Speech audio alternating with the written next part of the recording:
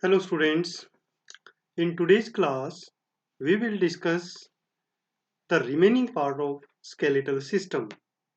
As you know that previously we have covered the bones of hand, bones of leg and bones of skull. You can watch those lectures in my channel, and if you have not subscribed the channel, please subscribe it so that you can get access to those videos. So in today's class, this is a class of vertebral column and ribs in English. In another video, you can watch this video in Hindi also. Let us start. Vertebral column. What is vertebral column?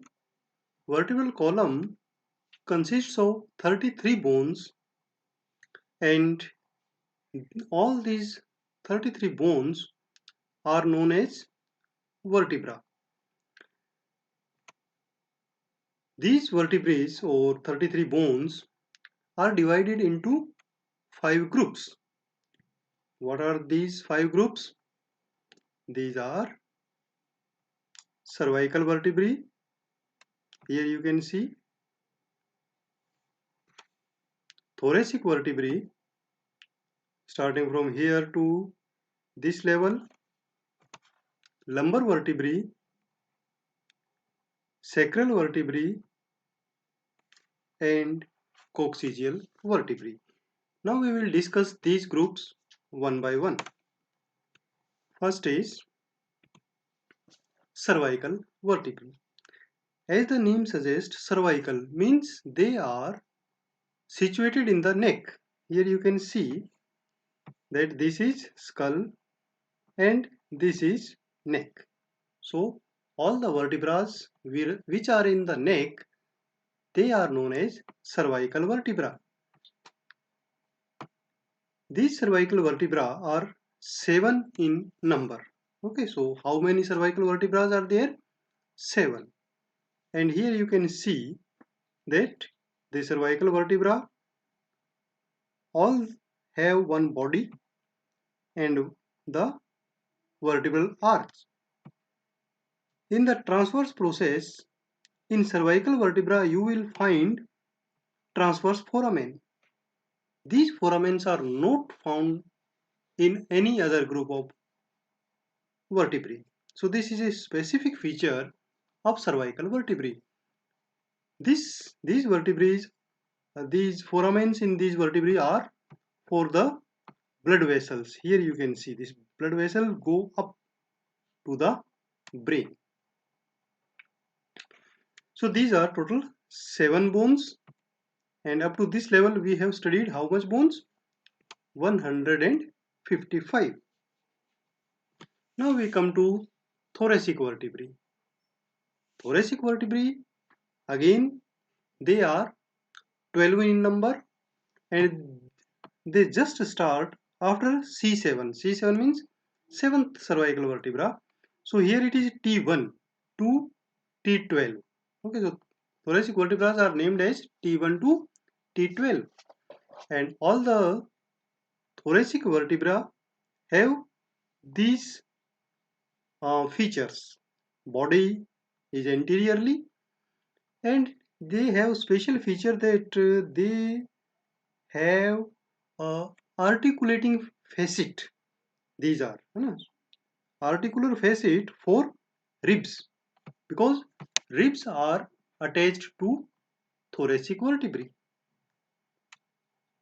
So total 12 thoracic vertebrae are there.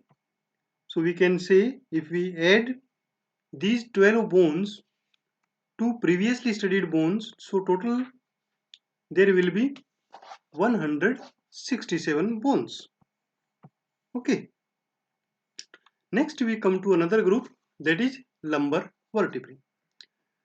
In lumbar vertebrae we can see that they are 5 in number, and special feature is there that their bodies are very large. Okay, the largest bodies of vertebrae are found in the lumbar area, and Here you can see just after thoracic vertebra, L1, L2, L3, L4 and L5, they are situated in the vertebral column. And we can say that the vertebral body, one body of one vertebra is attached to another body of another vertebra, and in between these bodies there is a cartilaginous disc. Okay, you must be knowing that there is a disorder, that slip disc. So normally we have the slip disc problem in the lumbar vertebrae. Okay, next we come to sacral vertebrae. Sacral vertebrae, these are 5 in number, and these sacral vertebrae are fused to each other. Okay, here you can see S1, S2, S3, S4 and S5, but they are fused to each other and form a single bone, and that single bone is named as sacrum, but actually these are 5 bones, so we count them as 5. So the where is this sacrum is situated? Sacrum is between L5 and to coccygeal, between the coccygeal bone, and here in the pelvis you can see that it is here posterior to the pelvic bone. So two sides hip bones are there, and posteriorly there is sacrum. So 5 sacral bones are there. When we total count up to this level, we have studied 177 bones. Now we come to coccygeal bones, coccygeal vertebrae. So coccygeal vertebrae are again are sorry, four in number. These are not 5, these are 4 in number. So we can change here. C1, C2, C3, C4. These are called as CO. Okay, and these 4 bones, they are again fused to each other. Okay, and these fused bones are known as coccyx. We give them one single name, coccyx. Okay, here you can see at the tip of sacrum, this coccyx is attached. Okay, so then there are 4 coccygeal bones, and total bones that we have studied till now are 181. Now we come to a structure of typical vertebra. By studying the vertebral column, you must be knowing that there are some features which are common in all vertebrae. Means all vertebrae have the special features which are common, and these features are the vertebra which contains these features are known as typical vertebra. So in examination, you may get a question that explain the structure of a typical vertebra. So in typical vertebra, we can make a picture of this vertebra, and we will explain that the typical vertebra is made up of 2 parts. What are those? Number 1 is body, and second is vertebral arch. Okay, here you can see the body lies anteriorly, and this is flat. Okay, from upper side and again from lower side. Here you can see this is the body, and they are flat from upper and lower side, and posteriorly there is vertebral arch. Okay, so starting from here up to this level, this is vertebral arch. Okay, so if we cut from here, this will be body and this will be vertebral arch. Now vertebral arch and the body, between the vertebral arch and body there is a foramen known as vertebral foramen. Here this is vertebral foramen, and when all the vertebrae come together and they form vertebral column, then the vertebral foramens, they come on each other and form a canal known as vertebral canal, and in this vertebral canal what lies? Yes, in this vertebral canal, spinal cord lies. Okay, that is a part of brain. Okay, so spinal cord is protected under in the vertebral canal. Now we see that vertebral arch contains two pedicle. This is pedicle and this is another pedicle, and two lamina. This is lamina from here to here and here to here. Okay, and where two lamina meet, there is a process known as spinous process. Okay, and where lamina and pedicle meet, there is transverse process to this side and one to this side. And there are two articular facets. Okay, so these are articular process, and on there is articular facet where the vertebra which come above attaches to this side. Okay, so a typical vertebra contains a body, two pedicle, two lamina, one spinous process, two transverse process, two superior articular process, and two inferior articular process which will be inferiorly.